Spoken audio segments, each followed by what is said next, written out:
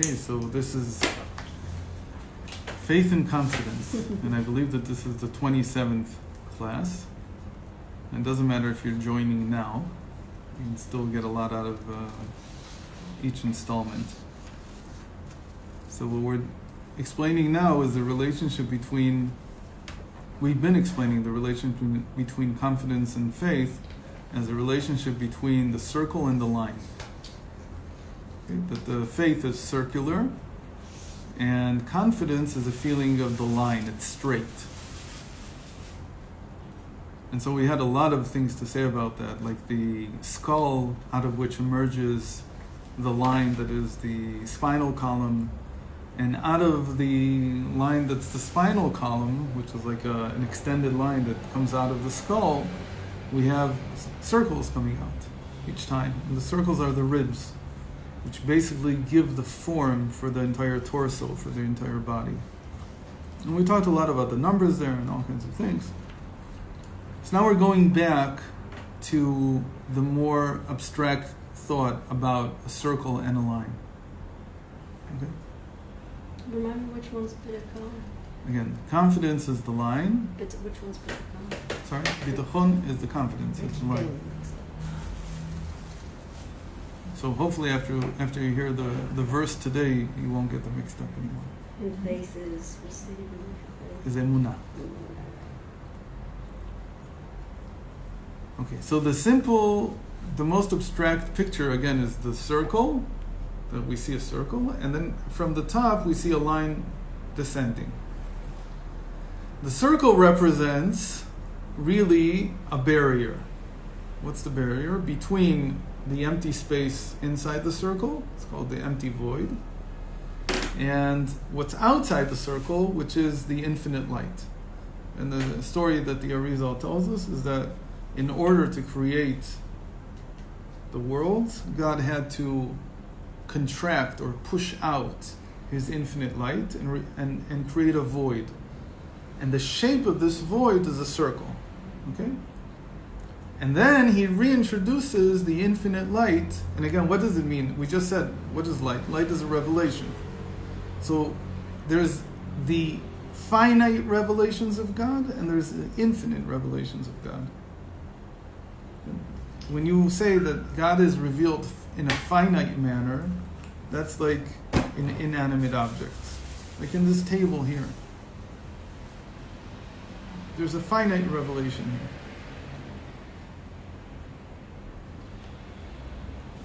When I do a mitzvah, that's an infinite revelation. When I do a commandment, that's the revelation of God's infinite light. And we said that one of the signs of this is that a table is local in the sense that even you and I that are sitting here on the same table, so you get the wide side, and I get the narrow side, and you get that side, and What's you that get got to that do with side. the mitzvah? Can you use a mitzvah example? Hold on. The table, first of all, is finite because each one of us gets a different part of it, of that finite revelation. Okay? So there's godliness here, but it's relative to whomever is connecting with it. Okay? So the table for you is your property, so it also means something else. For me, it's not my property, so I have a different relationship with it right now. It changes from person to person. That's what it means that it's finite. What is it? What changes? The table, the revelation of God in this table. Okay? But an infinite revelation means that it's able to be the same for everybody. Okay? And that's a commandment. A commandment says that God here will be revealed equally to everybody. The infinite has the power to be one size fits all. The finite doesn't. Okay? So that's one way of thinking of the difference. In any case. So now we've got the confidence coming down. The confidence is the line of infinite light entering the void. Okay? That's the description that the Arizal gives. That's the description given in Kabbalah. What does it mean in Chassidus? What does it mean in the psyche? It means that when we create our lives, we're basically pushing a ray of light, we're drawing a ray of infinite light down into reality. That's what our life is. Every person's life story, like we said, is an emergence of infinite light into reality. Citizen, what did you So if say? somebody says, my life, the fact that I was alive was that I had these two hands and these two eyes, and I lived in Ramot, and I did this and I did that, so they're missing what life is. Because all those things that I do are not infinite. They're not equal to everybody. They don't represent infinity. What they represent, that's not my real life story. My real life story is where I touched upon the infinite in my life. That's what really makes up my life story. So that's the ray of light that I'm bringing down into the void, into this thing called my life. Okay? What did you say, Hasidus and what? The first thing you said was Kabbalah, but this is The Kabbalistic description is very technical. different, and Hasidus. Hasidus explains what it means. And what else? You said Hasidus. What did he say? Hasidus and. I don't think I it's don't anything know. else. I thought it was Kabbalah and Hasidus. But you. Kabbalah gives us I know. I the get the difference. abstract terms, and then Chassidus applies it to the psyche. Okay? Maybe that's So what you my said. life story Psyche. is where I touch the infinite, is doing the mitzvahs. Is This where I do a where mitzvah, where I do a mitzvah. where I touch something that is infinite in my life, something that will propagate forever. And it doesn't matter that once it comes, we do the mitzvah for each person, it's a different experience. You're Okay, still the saying experience is already something finite. How I experience the mitzvah is finite, but the mitzvah is the same for everybody. until it comes, till they do it. Then there's a different experience. No, even when they do it, while they're doing it, there's two aspects to it. There's what we call the filling light and the surrounding light. The surrounding light is infinite. It's the same for everybody. Just The filtered experience is differently. what we call the filling light. That changes from person to person. Now, even a mitzvah also has a container, it has a vessel. So my tefillin are not the same tefillin as somebody else's. Your Shabbos candles are not the same as somebody else's Shabbos candles. But the mitzvah that's being performed, you're using these candles specifically. So when each of us lights the Shabbos candle, It's the same mitzvah. Uh-huh. It spans through everybody. It's all the same. It's how each of us goes beyond our finite nature and connects to something infinite. But it doesn't matter what our experience is. No, you can have an experience. It's not. We're not against it. No, but. But just don't that's- confuse it for the mitzvah. Uh-huh. The experience is important because when people don't have an experience and they don't know how to appreciate that something is infinite, they lose interest. So in the beginning, you have to give an experience. That's what the Rambam writes about how you educate anybody. Chinuch. How does chinuch work? That when the child is young, when they start learning, you give them a prize every time they read something. And then as they get older, you give them money. And as they get older, you give them this and this and that. Until eventually they understand that it's not the reward, it's not the experience that I got from it that's important. It's the act of learning. Even if I didn't understand fully, like sometimes I have a better day when I learn, sometimes I have a not so good day when I learn. I don't always fathom the deepest and have the best experience when I learn. But I learn because I learn. Because it's a mitzvah. So our enjoying the glow of the Shabbos candles It's beautiful, is but it has nothing to do with the Yes. mitzvah. Okay. In the case of Shabbos candles, because it was enacted in order to create light in the home, to provide peace in the sense that people won't trip over each other or knock each other over, and more importantly, not spill the wine and so on, and all these other things that are important for keeping peace in the home. So there, when it's serving its function, that's also part of the infinite. Because that's what it was meant for. So there it was meant to give light, so the light that you enjoy is part of the infinite of the mitzvah. But how you feel about it, whether you're happy about it, or you'd rather be in the dark because you don't want to see the ugly guy who's whatever, or you don't want to see the mess in your home, that's your issue already. That's the finite part. That's the experience. That's why we like Shabbos candles? We light Shabbos candles, that's the main reason. There's other reasons. Can I just say, I heard something so beautiful once, the whole story of Adam and Chava, and Chava started to cry when, at the end of Yom Shishi, because she thought the world was getting destroyed, you know what I mean, because of what she did. And then Hashem said to her, this is what I hold on to. True, you took my light out of the world, so I'm giving you Shabbos licht, so you'll bring my light back. Isn't that beautiful? It's a take on a measure that says something a little bit different, but yeah. But you're saying it's technical. That's the experiential side of it. What does it mean for me? It can mean many things. It depends on the person. So there it's not infinite. But the act itself is infinite. Because it's the same in any case. You have to light a candle. You have to create light.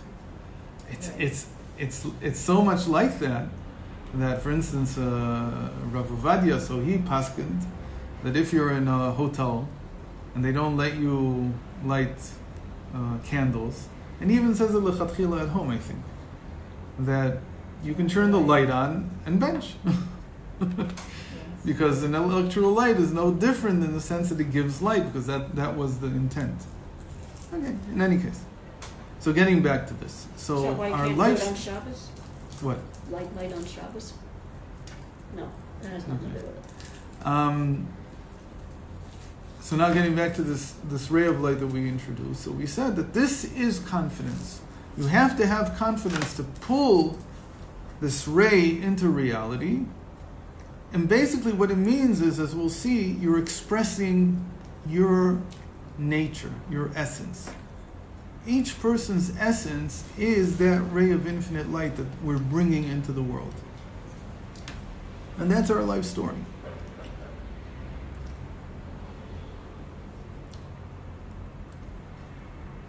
When we say whether we're fulfilled or not, what we really mean to say is, do we feel that we've tapped into the infinite and brought something down? And to do that, you need confidence. So we talked a lot about confidence in God, confidence in other people, confidence in the self. And we said that one of the big innovations of the Baal Shem Tov was to talk about confidence in others as something that fosters self-confidence. That the more you're able to have confidence or trust or faith in another Jew, the more you're able to foster your faith in yourself. Okay? That's a good reason to love your fellow Jew. Okay. Is that the main way people cultivate self-conflict? Is people that No, are just... the main thing is to have confidence in God. But it also, like faith, there's confidence in somebody else. To have trust in somebody, to have faith in somebody else.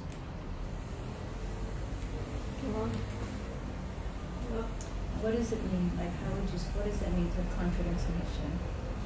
So that's exactly what we're going to talk about today.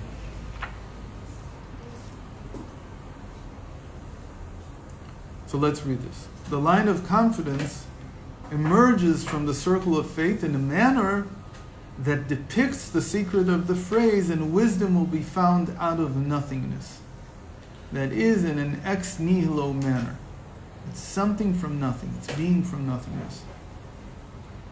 To get confidence, to take that ray of infinite light and to project it, to bring it into our reality, is like an act of creating something from nothing. It's the same, we talked a lot about this, it's the same thing that God did in order to create the worlds, because that's where we're learning all of this from. We're looking at how the Arizal, how Kabbalah describes that Hashem created the world, and we're projecting from that, we're learning from that, and how we create our own world, our life.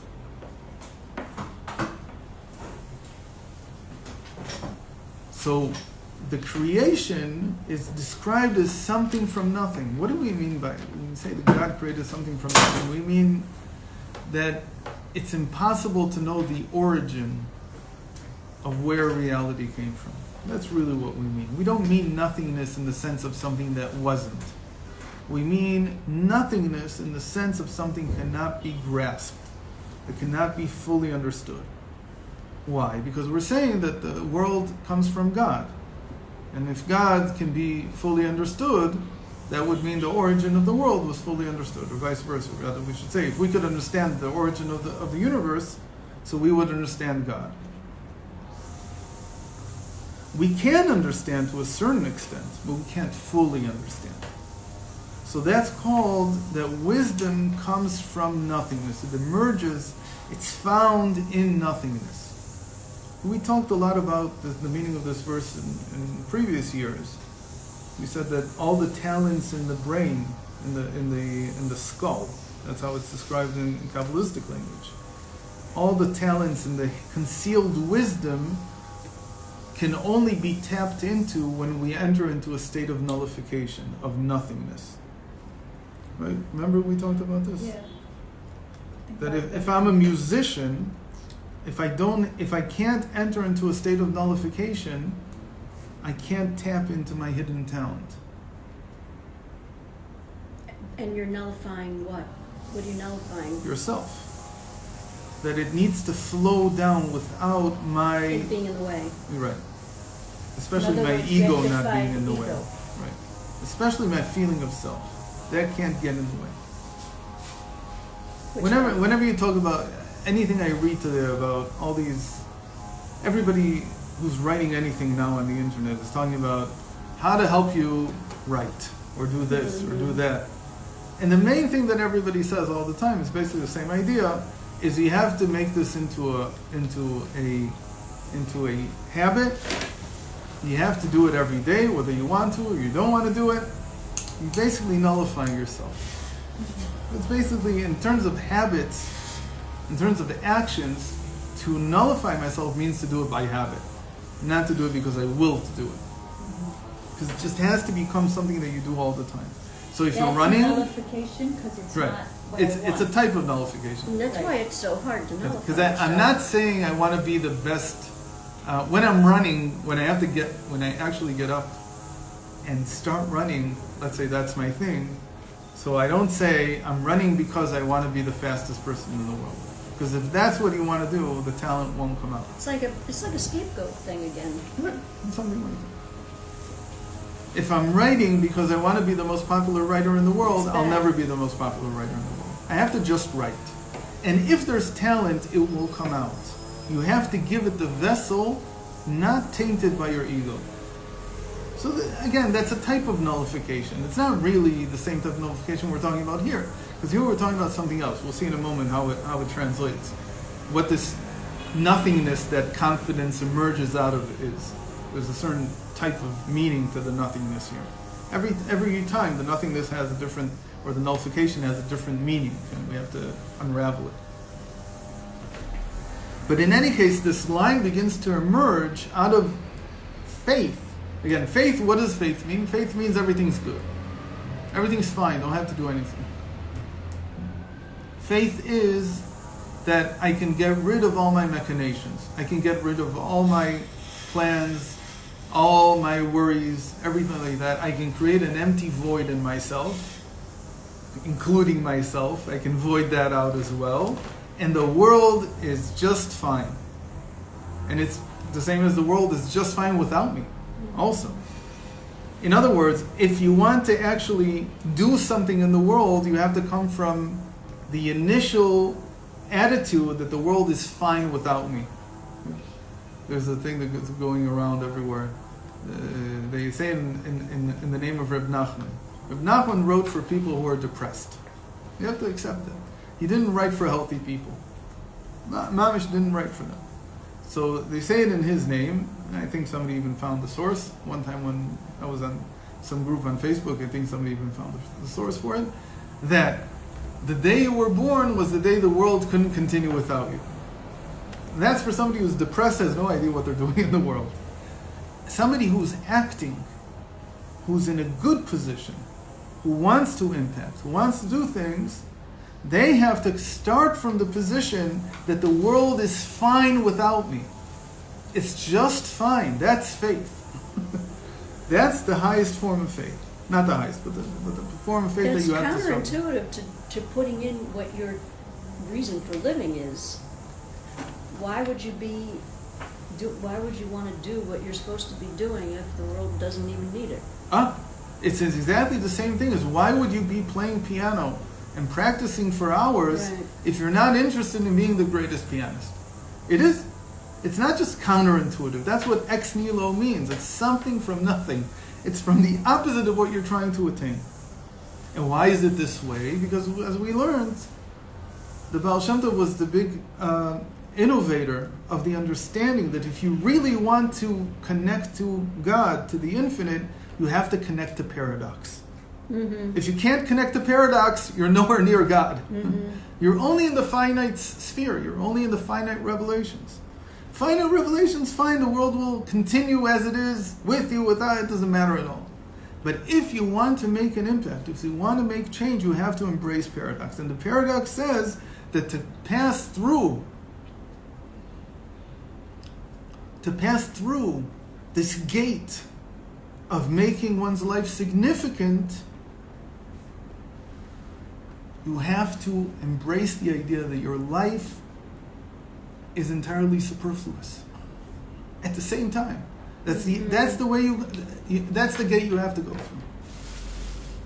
So this paradox of, on the one hand, I'm nullifying my whole reason for existence in order to attain a state in which confidence is flowing and bringing down the infinite through me, is what this means. That confidence begins as ex nihilo, as something from nothing. Something is plus and nothingness is minus. And the whole world that we're living in today, the electrical world that we're living in, is living on a potential difference, on the separation between plus and minus, but bringing them close enough together so that we can use them. If you understand electricity, that's a good mashal. If you don't, it doesn't matter.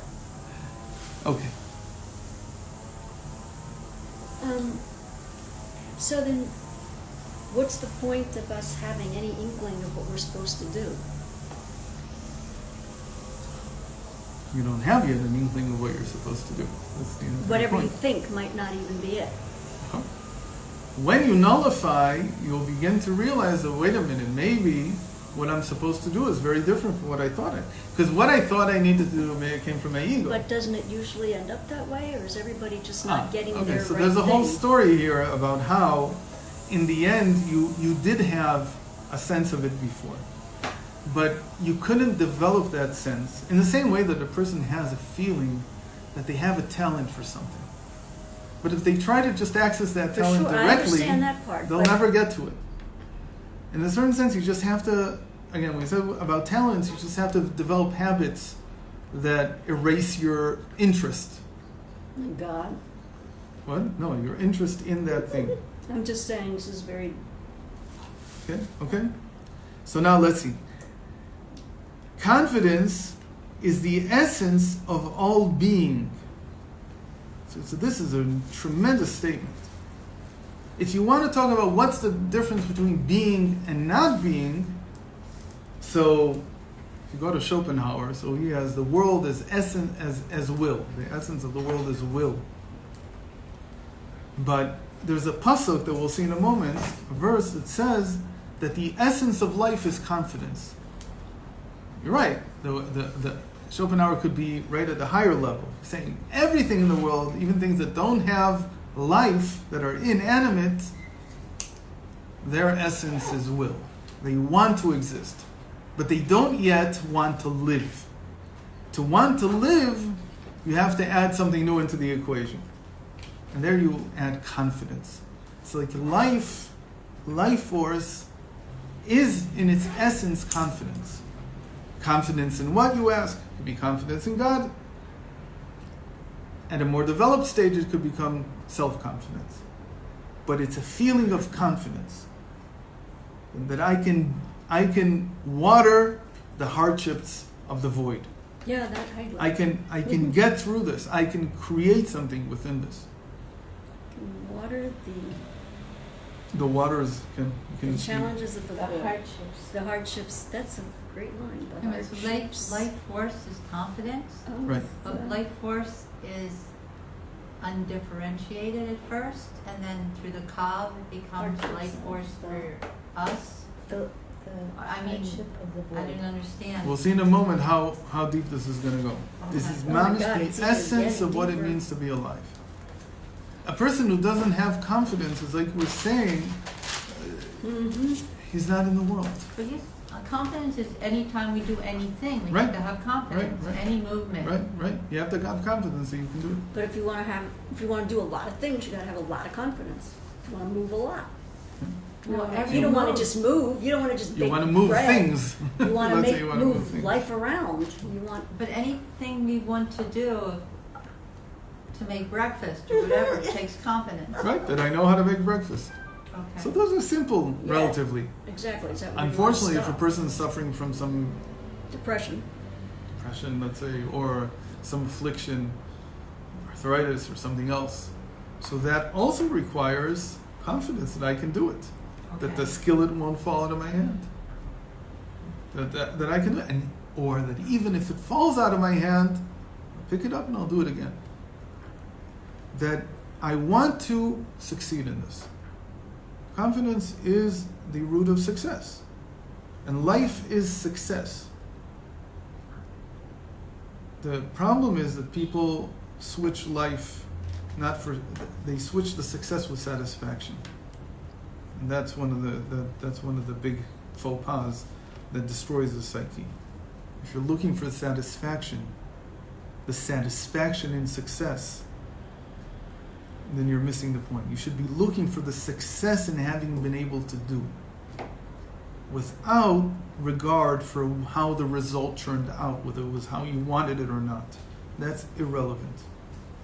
The success is in the life itself, In the doing of it, right? In being in the world. in being. That's the success. And sometimes that's all you have. Okay. So let's say your ego perks up and goes, you blew it. I didn't blow it. I did it. You're not, like, you have to get rid of that. Right. And Yes. You have to Okay, sever that- the result out of the equation. just sever the- Erase it. It's not part of the equation. It's what your ego introduces into the equation. Right. Yours is to do. And if you did, you lived. And if you lived, that was the goal.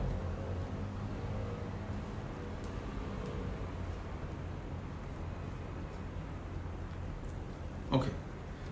What's the verse? The verse is, confidence is the essence of all being, is revealed in the verse, for all life has confidence. Where's this? What's this? I'm This all is reading. what Rav Ginsburg writes Right. about it. But who's he quoting? So it says in here. Tell me. You look, and it says in footnote 34, Ecclesiastes 9:4. Okay? El kol ha'chaim yesh bitachon. All of life has confidence. The word for has in Hebrew is not, right, same word as in English, but even though it sounds the same a little bit, it's yesh bitachon, yesh. So if the faith is the ayin, it's the nothingness from which confidence emerges, right? Because the line emerges from the circle. We have the circle, and then we have the line emerging from it. So the circle is the faith. That's the nothingness. Because it cannot be fully grasped. Faith is always beyond my grasp. Meaning I can't fully understand what faith is. If I can picture 100% what faith is, it's no longer faith. Mhm. It's one of the big problems that philosophy has with faith. That they want to try to define it 100%. You can't define, there's a few things that you can't define 100%. Because faith, again, is the most important faith is in the oneness of Hashem, is the oneness of God. That cannot be fully defined.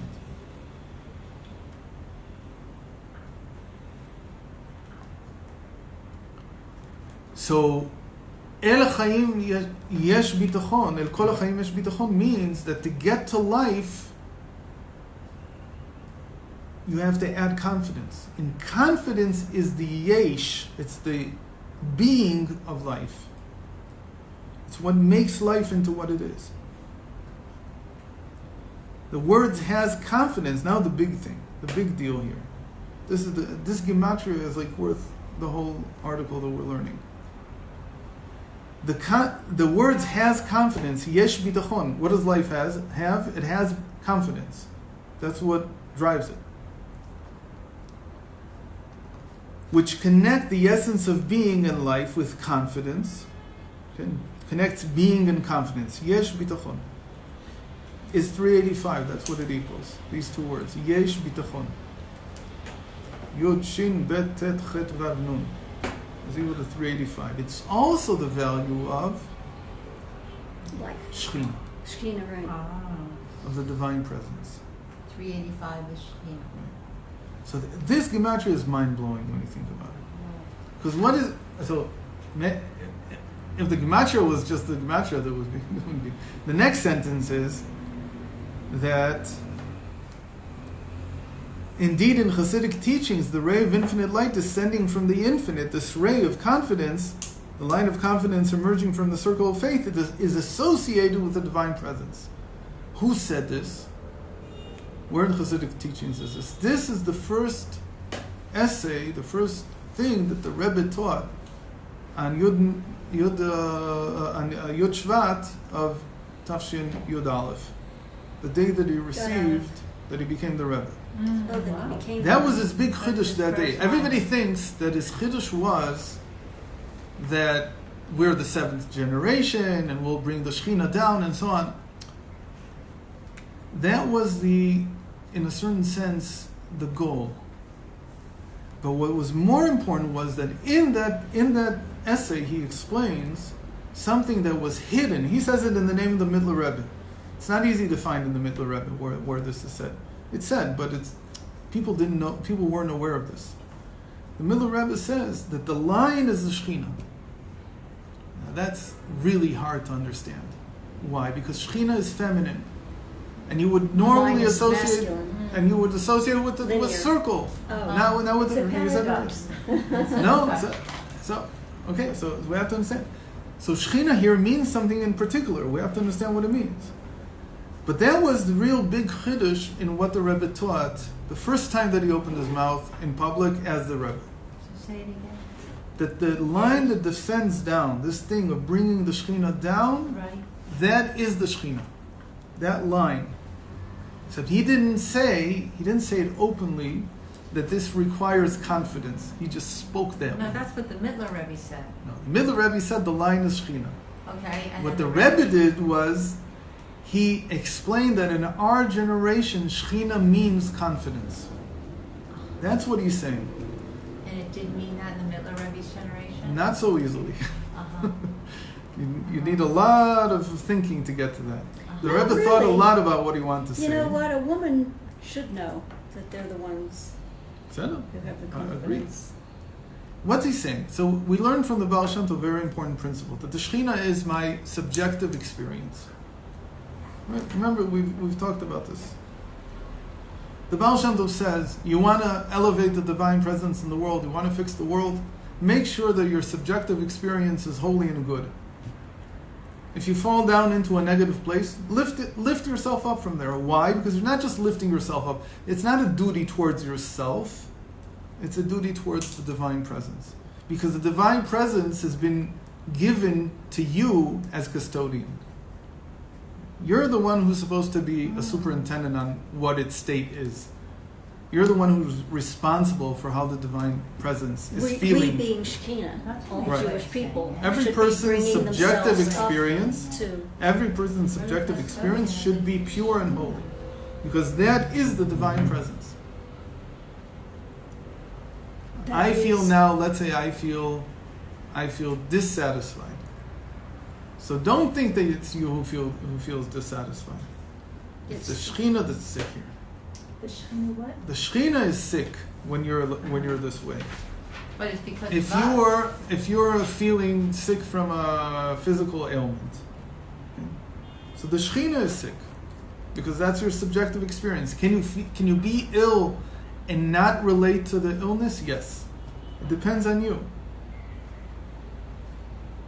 How can you get out of that state of feeling handicapped by an illness or feeling down by or anything like that, and keep your joyful face and so on. Because if you know that the work here is to elevate the Shekhinah, if you're able to keep your spirits high, if you're able to keep your thoughts high, even in a difficult situation, what you've done is you've elevated the Shekhinah. You've brought the divine presence into the world. That's how the Baal Shem Tov taught it. That's why we should not buy into circumstances, because they're not the important part of Exactly. life. Exactly. The circumstances are just the Good. background. They're just the what do you call it? What do you have in the theater? They're the props. How you are, that's how the divine presence is. Came the Rebbe and he taught something new. That in our generation, everything the Baal Shem Tov said is true. But in our generation, there's something more. That we have to bring the Shekhinah down. That's something else. It's not exactly the same thing as lifting it up.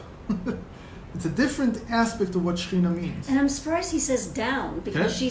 she's in Galut. Because we're using the image of the circle and the line. And the outside of the circle is Galut. No, or- not at all. No, wait. That we want the Oh, divine oh, presence oh. to be here It's inside the different. void. It's a different image. Right. It's Shekhinah is coming down, not Shekhinah is going up. There's Shekhinah going Well, I up get also. that part. Shekhinah going up means that it's in good spirits. It's full of light. Everything is joyful, everything is good. That's how the Baal Shem Tov wanted you to be. Says the Rebbe, that's not enough anymore. The focus now is how much of the divine presence can I bring down into the world, into my reality, into my life. But as the Shekhinah, not as Hashem. Shekhinah is the I know, but revelation of it's- Hashem in my life. Is that That's the divine something he presence. changed too? Are we supposed to be thinking more of Shekhinah than Hashem, or are we supposed to be talking to Hashem? This makes me wonder.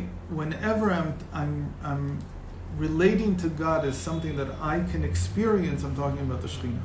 Whenever I'm relating to God as something that is beyond my experience, there I'm talking about the Kadosh Baruch Hu. I'm talking about Hashem. Okay? It's the immanent and the transcendent aspects of God. So the immanent aspect is the Shekhinah. It's also called the Memale, the light that fills all world, and everything else that goes with it. When I talk about the light that fills all worlds, I'm usually talking about something more universal. When I'm talking about the Shekhinah, I'm usually talking about something that's more specifically related to me. Again, these are nuances I don't want to get into now because they're not relevant, and they can change also. The important thing is to know that we're talking about the immanent aspect of God. So the immanent aspect of God from the Baal Shem Tov was, how do you feel? Can you feel good in spite of the fact that you're in Golus, let's say? In spite of the fact that you're in the middle of pogrom. I don't know how people did this, but Mm-hmm. But Or they in the did. Holocaust, right. the Holocaust, there were people like that. So they brought the divine presence into the world. Or rather, they lifted the Shekhinah, Kumi Ori. It's like, stand up. It's like, they lifted it up. That's lifting it up, not bringing it Right. down. But to bring it down is this image that we're learning now, which says that we're bringing the divine presence into the world through our lives. And life means confidence, like we said. Life pushes forward with confidence. That's the energy of life. It's the being behind life. So Shekhinah becomes confidence. And this is mind-blowing. No, but I don't think anybody ever said this before the Rebbe. This is something that came out of, I don't know how to explain this. When you think about the impact that it meant for the Jewish world, I mean, you've got, I don't remember who wrote Turning Judaism Inside Out. Is that Chaim Miller? One of them wrote. One of the guys was writing that. They all explain, I think so. they describe what the Rebbe did, but I haven't read an explanation of what it means in terms of the theology of it. What happened in terms of the thought that changed in the Rebbe's mind that allowed this to happen. To come and say, you have to have confidence now to enter into the world, to bring godliness into the world. What was Yiddishkeit until then? It was like the Baal Shem Tov. It's like, just be happy, even though it's not exactly what you want. But the Baal Shem Tov didn't put the stress on changing reality. He didn't put the stress on having the confidence that you can change reality.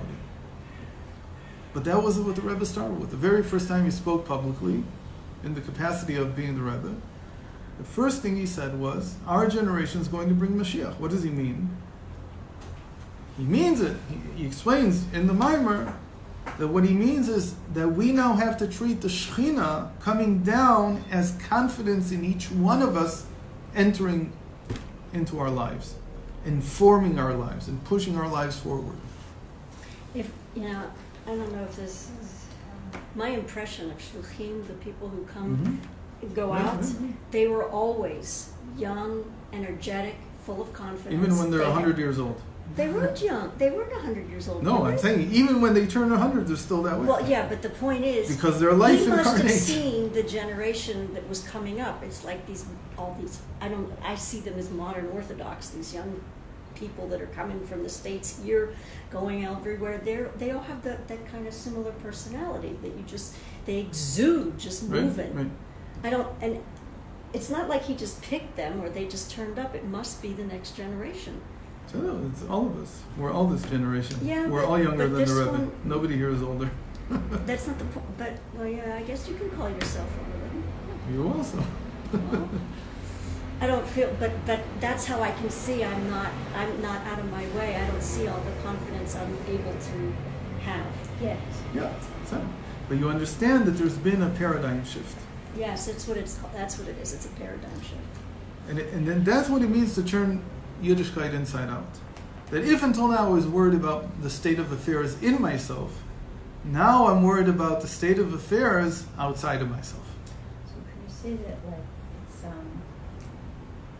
I don't care about all that stuff. Like, I care more about Hashem's shlich, like, to be in the shlichut than I care about Myself. what I want. Right. all Exactly. that kind of That's stuff. what we said, that it starts from a state of nullification.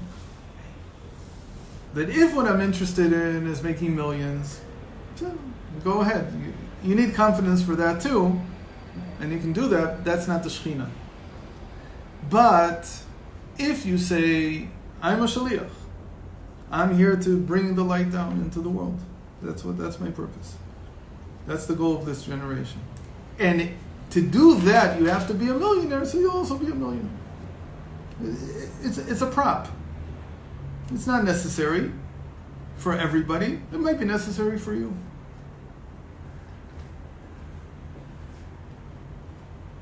So I have a really silly question. It's going to sound silly, but what keeps coming up as I listen to you speak is I was a water safety instructor and I couldn't dive.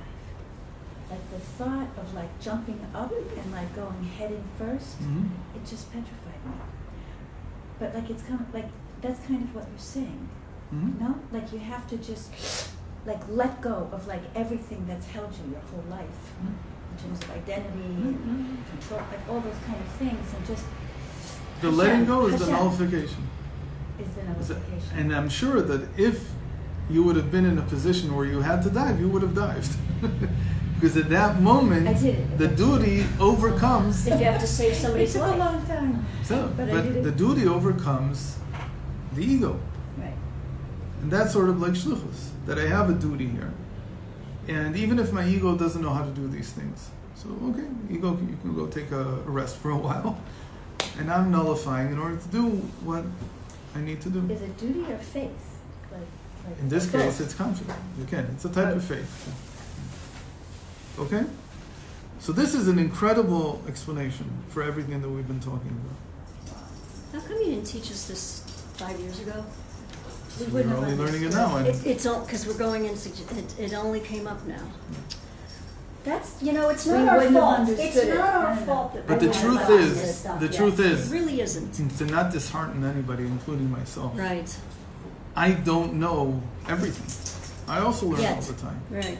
So when something comes up and I learn it, so then I try to teach it. I may have a sense of something, but I definitely did not have the words to say what I just said now. And you had to go through all these I had to years go just through a like lot we of did. things. Right? And I had to have confidence that it was worthwhile to invest the time. Right. We had to hang around. We're And you have to have the confidence right. also. Right. Well, So Yeah, that obviously creates do. that creates but life. that confidence was not apparent to us. And hopefully- girls. hopefully it Realize goes we out are, on the- we are running on confidence, Right. and we didn't know it. Right. Okay. So that's לכל החיים יש ביטחון. יש ביטחון equals Shechina. And in Hasidic teachings, the ray of infinite light descending from the infinite, from the circle of faith, is associated with the divine presence. Okay? Hey, Okay, so this is the She's- first part. she's She's fine. begging you for more information. Right. So this is the first part of what we're going to talk about today. What time is it? It's time for you to 124. Really? Oh. see So I guess it's the first and last part of what we'll talk about That's today. why I put down 145 because you can keep talking till 10. It's And unfortunate. you do? No, it's not unfortunate. No, I'm saying. I put down, you're usually here at 145. You don't know that. Yeah. You say, I Okay, can't talk so- for 2 hours. You can talk for Ktibat- 20. Gmar Chatima Tova to everybody, Amen. and we'll see on the other side of the good signing And and this good was a seal great thing to do for the today. coming year. We're so fortunate. We're so glad.